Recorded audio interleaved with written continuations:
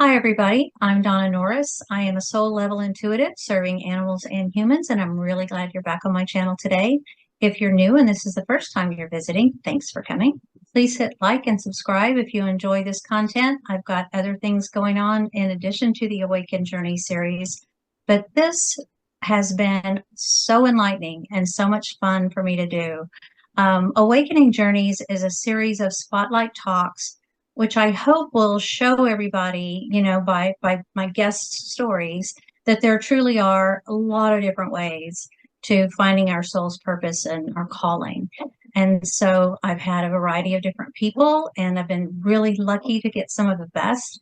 And today I have Dabney Lawless. She's an evolutionary astrologer, and she is going to be telling us a little bit about how she came into her abilities and what things are like, in the way she does her readings and what's going on with her now. So with that, I will turn it over to you, Dabney. Thanks again for coming. Yeah, thanks, Donna. I appreciate being on your channel, and I'm excited to talk to your audience. Great. Well, are you originally you said you're originally from the East Coast, is that right? Yeah, so I can tell you a little bit about my journey. I'm originally from Rochester, New York, and then I went to college in Connecticut, and then I went to Austin for grad school, followed a boy, you know how that goes. And then in my 30s, I moved to California where I found my, I think, forever home. So, Oh, nice. I love yeah, California. that's a good Even one. the weeds are pretty in California. It's really nice. Yeah, we're very blessed here in California. So, Yeah. yeah. So, do you want me Cool. to tell you a little bit about how I got into astrology, or what would be something that could Please. be most interesting for your audience? Yeah, I think that would be great. I mean, a lot of us, people who are psychic as mediums have all different kinds of times of their life when they came into their abilities. And I'm just wondering if this is something that you've enjoyed looking at or looking into since you were a girl, or if you came into it after college, or how did that work for you? So I loved astrology my whole life. I loved so I don't know if anybody remembers these little star scrolls that they had at the checkout counter in the grocery store, but even when I was a little kid, it's like a big 80s relic, right? Or maybe even 70s and 80s. Yeah. But these little scrolls that you would get, and this is before computers and, like before everyone had astrology at their fingertips. You could see what the month ahead was going to be looking like. And so even in grade school, I would save my allowance and buy those. So there was definitely always something there. But really what got me into astrology to the point where I started studying it. So I always loved it, right? But it wasn't something like it ever even occurred to me that I could be an astrologer. Like that didn't even occur to me. I was in Texas and I had a breakup with a man, and it was heart-wrenching. And I think we can all sort of relate to that heartbreak where you just feel sort of lost and you're looking for something. And so I got my first real astrology reading, and I showed up at the woman's door, and she was totally had forgotten she had a reading with me. She was unprepared, and it was horrible. And I just was like so disappointed, and I just kept thinking I could do a better job. Like that wasn't helpful at all. So I drove to a bookstore that day, like right afterwards, and I bought a book by a man named Stephen Forrest, called The Inner Sky. It was just a beginner astrology book. And I read the book, and I was like, it just all started to fall into place. Like I understood everything he was saying, like it made sense. And the back of the book, they sort of said that there was, he had a mentorship program that you could join. And I didn't have any money at the time, but I was young enough that that was called before your first Saturn return, you got a discount. They made it affordable for you, but you had to do work you had to like earn it. And so in order to like Oh, earn cool it. is that? Like a partial scholarship. Yeah, it was like Neat. right. It was a partial scholarship, but like you kind of had to do work. And the person who ran the program at the time was like really like, she was a tough lady. And so anyway, this was back, I had to transcribe all of his talks. And I had like a little transcription Oh, machine, and she would send me the tapes, and like I would transcribe them. And so it was really like a boot camp of learning, because I was listening to this man over and over again, and I would have to stop it and rewind it so I could get it down and type it. So like I think like it was just amazing. It was just such an amazing experience. I mean, at the time, like it sort of helped me get through my breakup, but it also was one of these things where I just everything fell into place. Like, and I was like, oh, I've been doing this for lifetimes. Like this all makes sense to yeah, me. yeah. So I didn't have the easiest childhood. I grew up in, and this is, it's amazing. The people that are drawn to, getting readings from astrologers or psychics, and I'm sure you can, relate to this. They tend to be these people that have gone through something. They have, had abuse in their childhood, or they've had, they've been sexually assaulted, or, there's a lot of different things that I encounter in my readings where, most people have had some stuff that they've had to work through. And so for me personally, I came from poverty. I also came from an abusive household with some mental illness.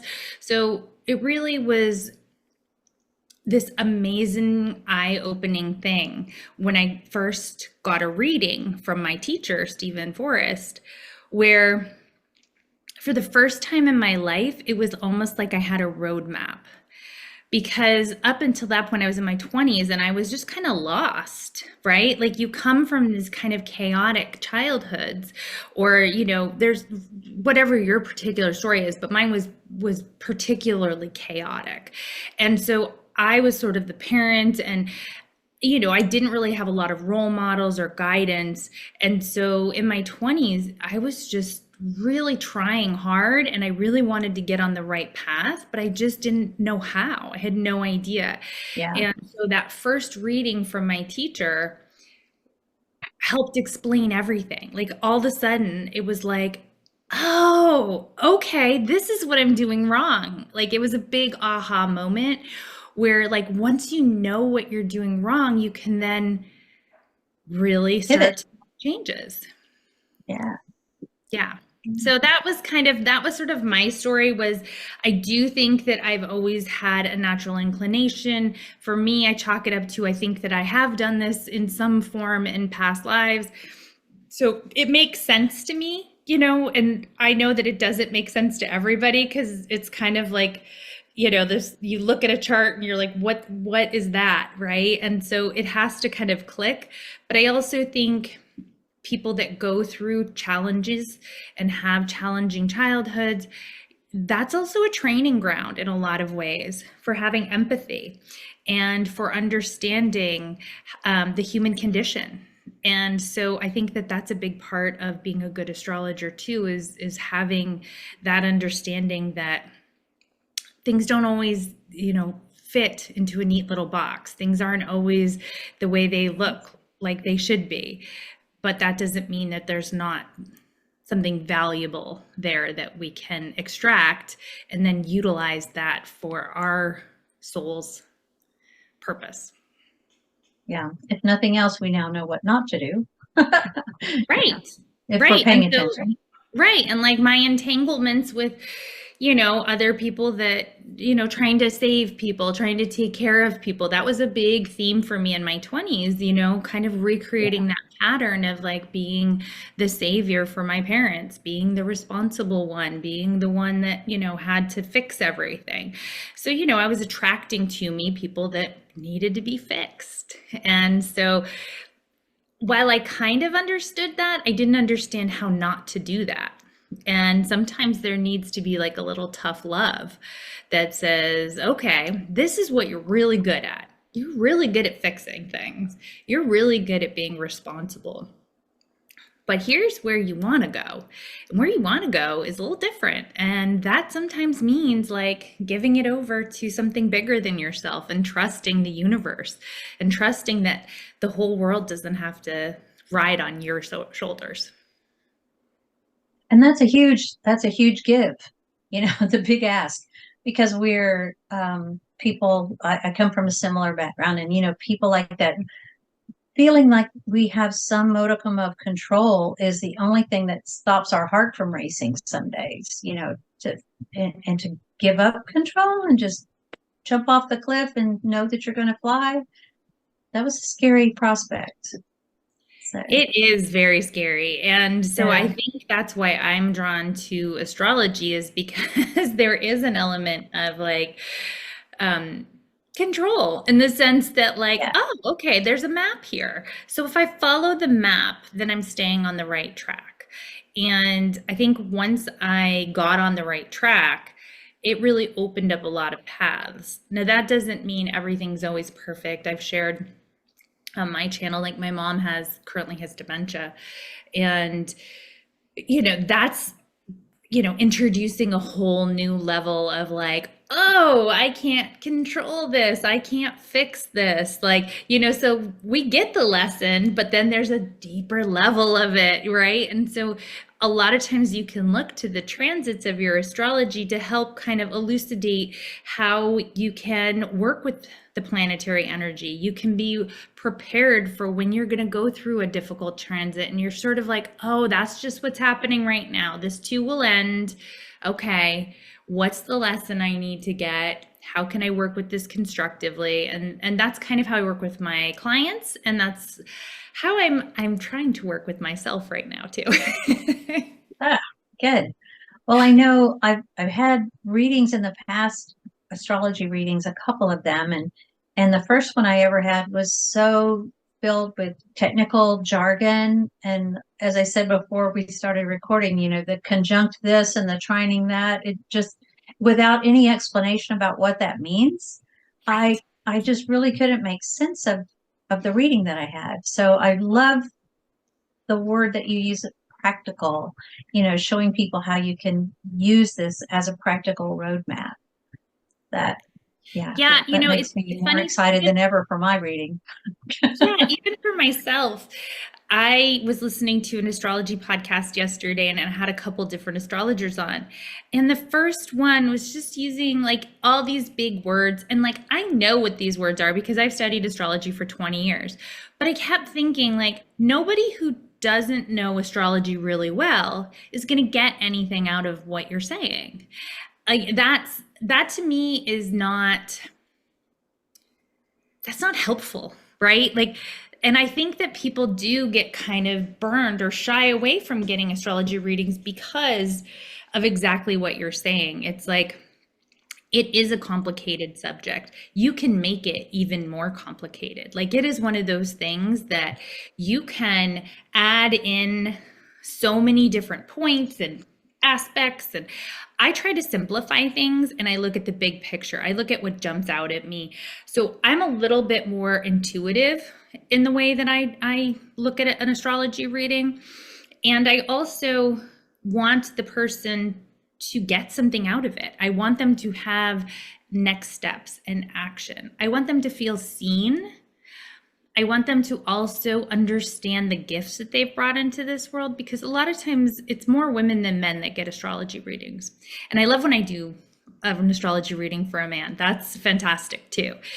But it's a pretty big ratio of women to men that get them. Right, right. And the women that I see, what I love is that so many of them there are just, they have these gifts and they know what they're good at. They know what their talents are, but they're not necessarily, haven't been encouraged throughout the course of their lives, because you got to take care of the kids, and you have to clean the house, and you've got to go to work, and you've got all these different things. And so that sort of space for you to really tap into what you love and what you discover to be your gift sometimes is missing. And so that's one of my favorite things, is like, someone will come to me in crisis about their relationship with their spouse, or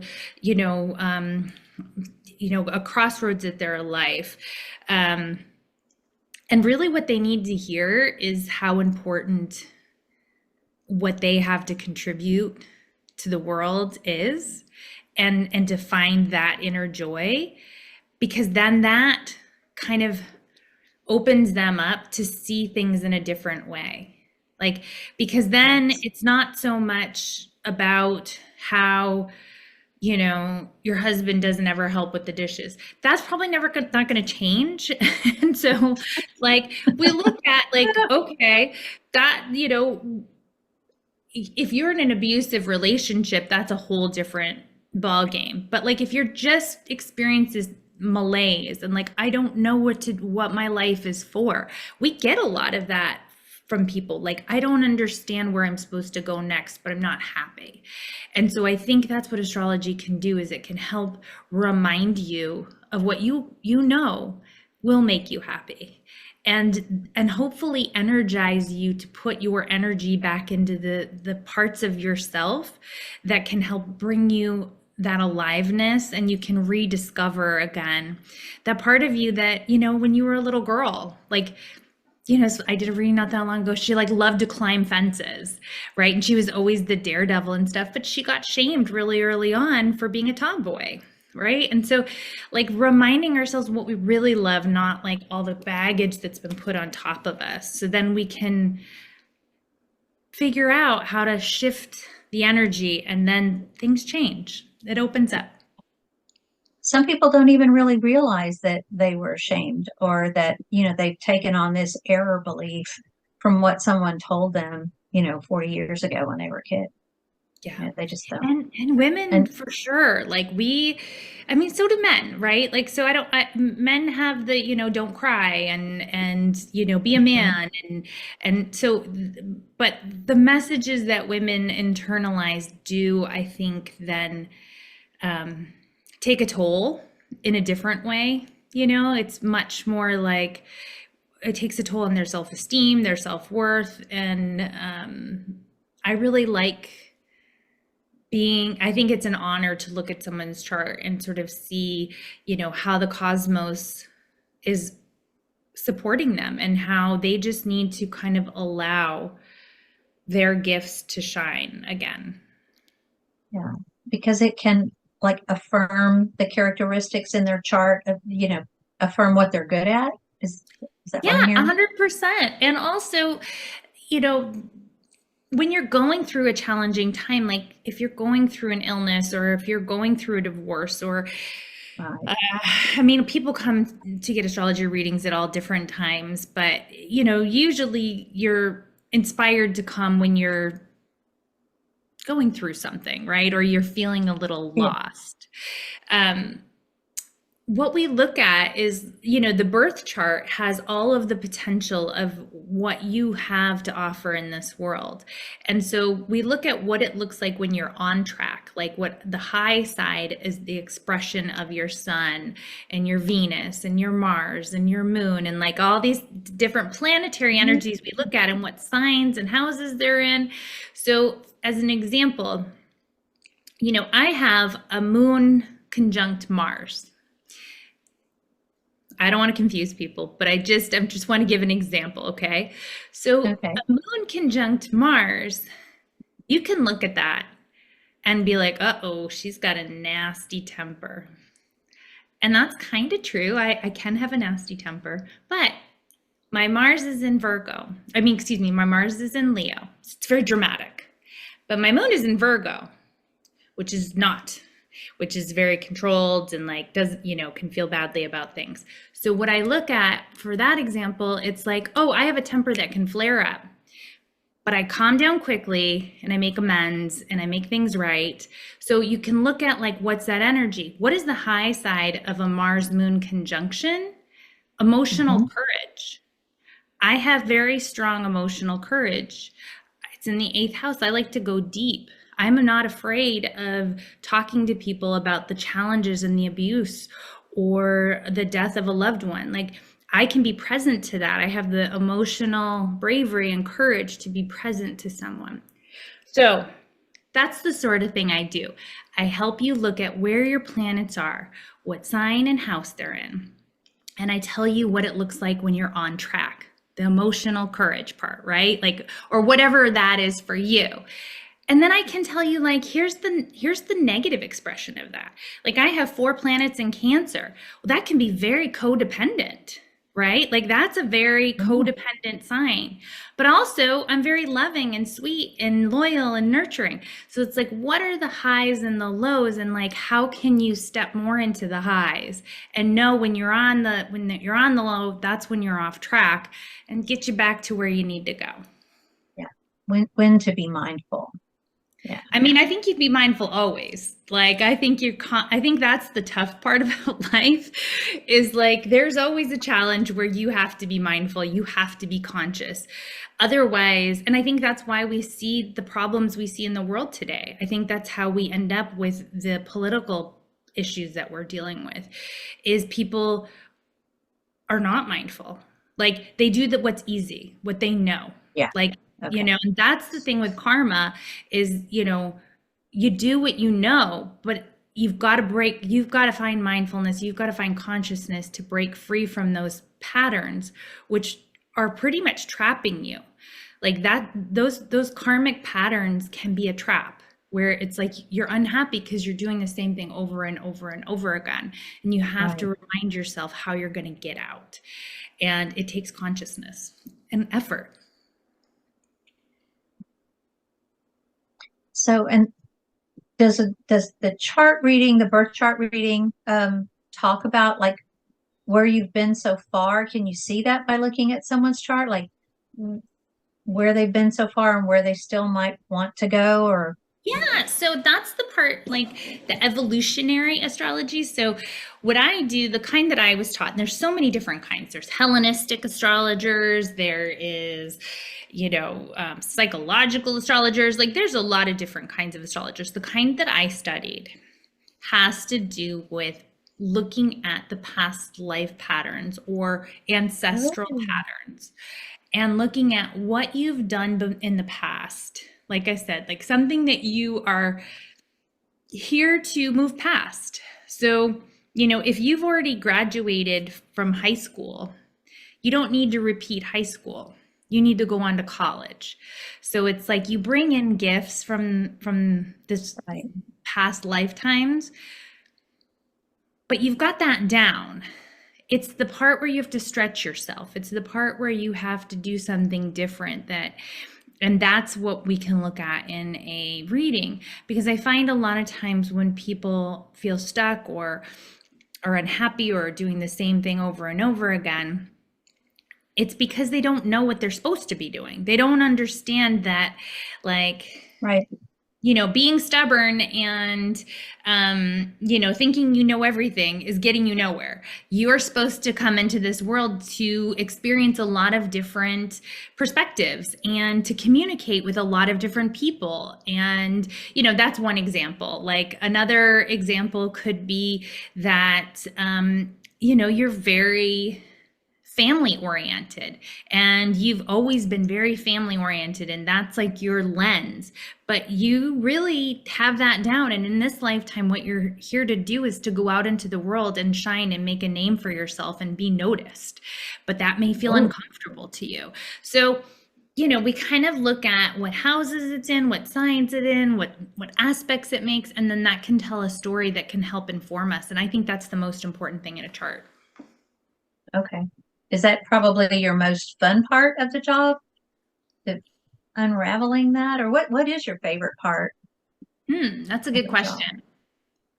I think my favorite part, to be honest with you, is when I talk to people in a reading and we kind of co-create the reading together, right? Like if you're coming to have me Ah, predict your future, I'm probably not the best astrologer for you. I work with the transits and I can but what I'm there to do is to kind of like work with you, hear your story, and then put the pieces together to help get you on the path that you karmically belong on. And like it just starts to click, not only for me, but the person that I'm doing the reading for. And I think that's my favorite part, is when at the very end, they feel very empowered and they are like, oh my God, that makes so much sense. And now I have a plan. Like I'm a little bit of a coachy kind of person. So like I'm all about like, Mm. okay, so now how are we going to do this? Like what's the action that we want to take to like get you on that path? A lot of people, some people might have like a psychic ability, but they don't know what to do with that, or they've been shamed about it in the past. So, it's sort of like, okay, Yeah. well, I just heard about somebody who's going to be starting a class for burgeoning psychics. Is that something that might be interesting to you? Yes, I've always wanted to do something like that. Okay, great. After this call, go sign up, right? Like, so I am a little bit of that sort of coachy, action-oriented astrologer, but you find the right astrologer for you. That is what I I love always that. say. Yeah. Yeah. Well, that's the whole reason we're reaching out. We would love some help and a little nudge, because it's not comfortable feeling uncomfortable. We're supposed to get comfortable with it to do something different, but man, it's like standing in a dark hallway with all the doors closed sometimes And when I you're used to trying to get do something readings from different. my teacher every 3 years because he had a waiting list. And Hmm. unfortunately, now his after COVID and just given his age and stuff, he says there is no more waiting list. Like you can get on the waiting list, but he's got more people than he can handle for the rest of his life, basically. Oh my gosh. So, but I Wow. was lucky enough to be kind of in that, early, getting in early enough with him that I was able to get readings every 3 years. And like that sort of checkup for me, I would have liked him every 1 or 2, but like that checkup for me was always like, that's right. It was kind of like, that's the different. So the natal chart kind of helps tell you where you need to go in this lifetime, like what path you need to be on. The transits chart sort of tells you like, okay, this moment in time, this part of your life, here's what's up for you and how you can get back on that path. Like what's the optimal way to utilize the energy in the sky right now to stay on that path. It all comes back Ah, down to your natal chart. And so that's what I would love. Like he was like, I would listen to his readings when I was on a hike, and I would listen to them over and over and over again, just as a constant reminder of like, that's right. I'm not supposed to be doing that. That's right. I'm not supposed to be doing that. Like, because it's so easy to yeah. fall back into old patterns for everybody, including astrologers. Yeah. Okay. Well, it makes me feel a little bit better. Oh, the human condition is We're all growing and evolving, right? yeah. Yeah. Did I answer your question? I think that's my favorite part is just when people get excited about what I'm telling them because they know. I am not telling them that they don't anything they don't already know, but they've forgotten. And they needed somebody to, like you said, give them a nudge. It Yeah. And show them on the chart. See, here it is. can be so Like, validating. It's also like, oh, that's why I do what I do. Oh, that's right. But here's the good part of that. And like, I think like we need to feel better about ourselves. We're not all cookie cutters. We're all very different. And I have a loud voice. I'm always like 10 times louder than anyone else. I have Sagittarius rising. That is a loud sign. I'm always a little embarrassed okay. by it because I've got 4 planets in Cancer, so I'm kind of shy. You'd never know that by my loud voice and my presence. So then I see, like, oh, okay, but there's a reason I have this loud voice because I still have something to say to people. And like it draws people in. So then I Yeah. can have Yeah. these one-on-one connections with them and be that softer, empathetic, caring counselor kind of person. So, and that's the same for each one of the people watching this. We're all complicated little beings and we feel bad about certain parts of ourselves and we don't really understand why we are the way we are. And when you're validated and somebody sees you, I think it's just like one of the most healing things that a healing gift is what I think it is. And empowering, because we can disempower ourselves too with self-talk. It's, especially if you don't feel heard. We Yeah, tend I to think stay that in our that's heads a little more. yeah, I think that's most people. I really do. I Yeah. think that's another thing I've learned is most of us have doubts that we think that it's just us, but it's everybody. Yeah.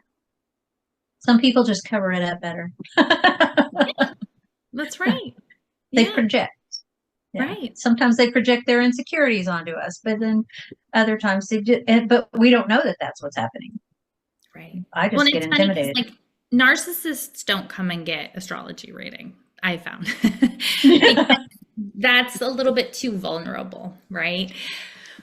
But even narcissists, narcissism comes from a severe insecurity, right? And so a lot of people that come for readings are people that have had to deal with narcissists.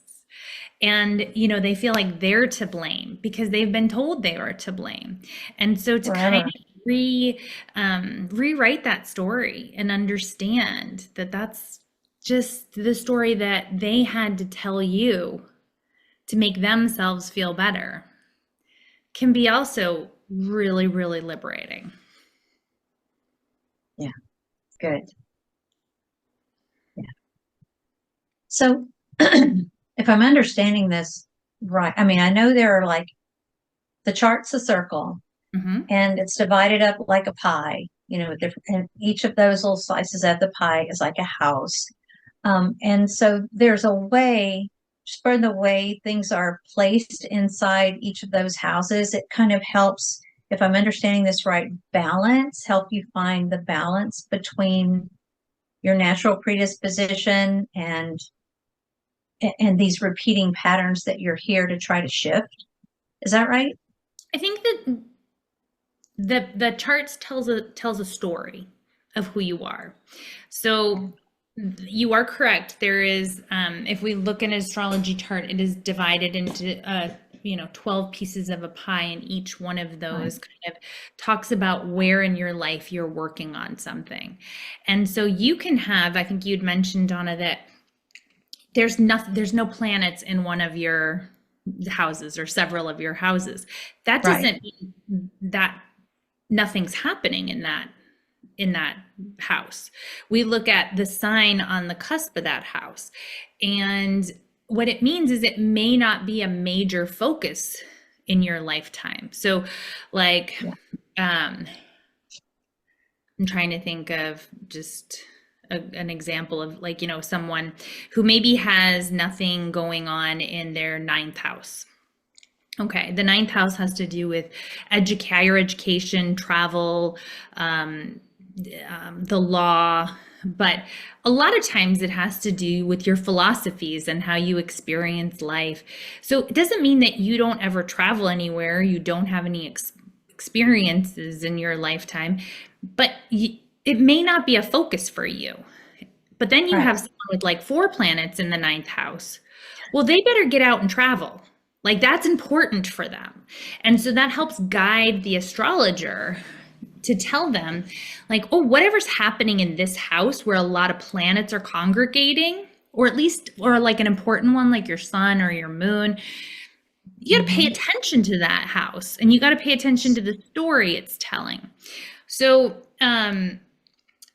that's what it's less, the balance has to do with each one of those planets has its own balance within it. There's a high and a low side to the planetary energy, the sign it's in. So, another example could be you have a planet in the 11th house in Gemini. Okay. Let's say it's your sun in Gemini. Well, you're here to organize groups and talk to people and be a leader. Gemini communicates.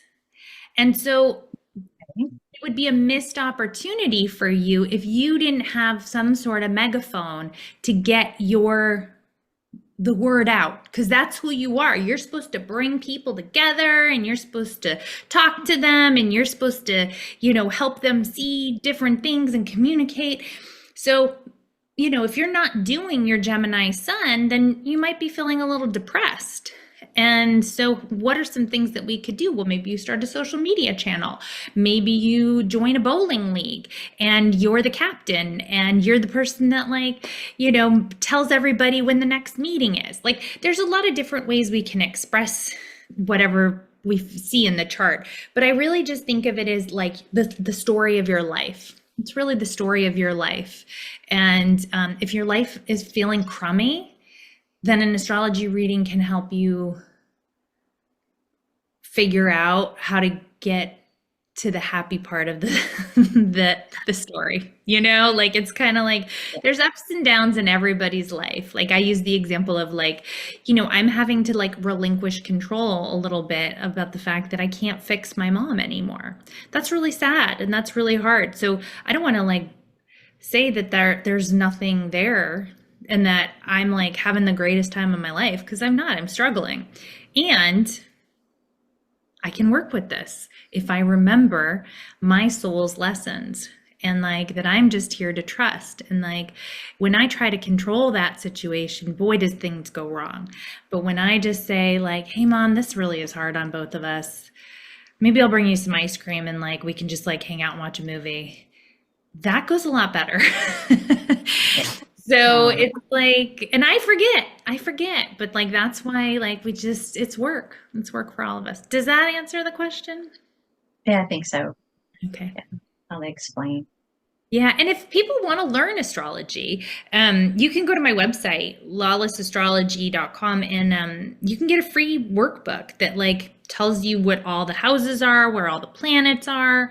You can, on my YouTube channel, I've got a video that like I really try to break it down for people if they want to learn just the very beginner, how to read your own chart, like really, really beginner, and like that's pinned on my page, because I think the more people can learn about themselves, the higher the consciousness of the whole world would be. Because I think that's where we all go wrong, is like we don't appreciate ourselves nearly enough or accept ourselves. Yeah. If only Putin would get I see that a lot astrology. too. Again, back to that whole vulnerability thing. Wow. Yeah. And also, you can't, I don't sell gift certificates anymore. When I first started, this is something I didn't say about my journey, is when I first started, I used to write for magazines, and I was pretty successful early on. This was before social media. And then I got married and I had a kid and I had a full-time job. And like there is just no way I was able to also do astrology on top of that. So something had to go.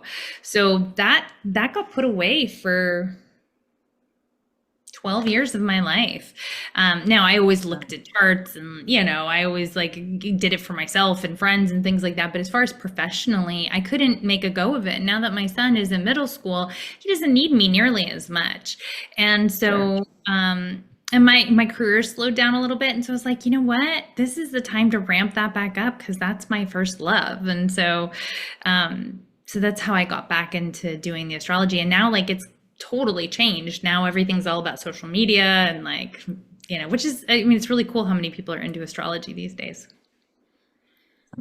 And just so the viewers know, I'll be putting contacts and all the links to your contact information in the description of this video. So again, if you like what you hear, hit like and subscribe here, and then go check out Dabney's channel and do the same over there.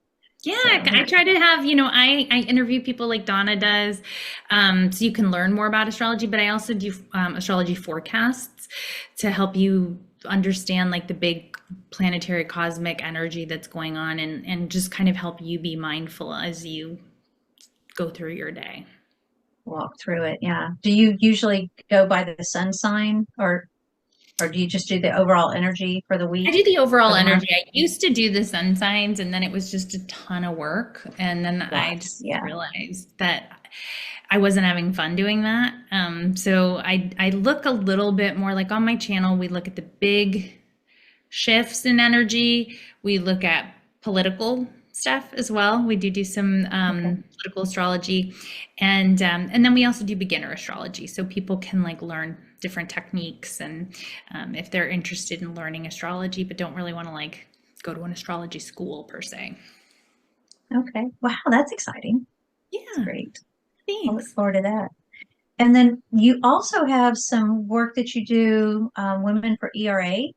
If you wouldn't mind sharing a little bit about that with us. Yeah, so I had a foray into activism a couple years ago. Coming out of COVID, they had just passed the final state to ratify the Equal Rights Amendment.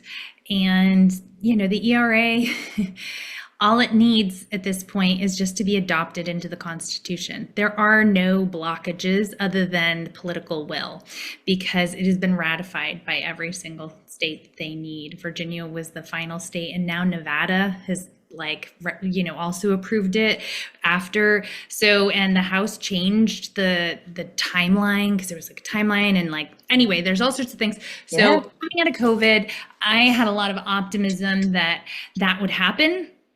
And so I got 38 artists together to help create artwork to raise awareness that the ERA is still a thing and that women still don't have equal rights in the Constitution. And so we got really prominent artists like Shepard Fairey and Chuck Sperry and Tracy Ching to do really beautiful artwork. Wow. And it all benefited a nonprofit called Vote Equality, which is about raising issues of gender in and empowering people to vote. And so they traveled around the country with the artwork.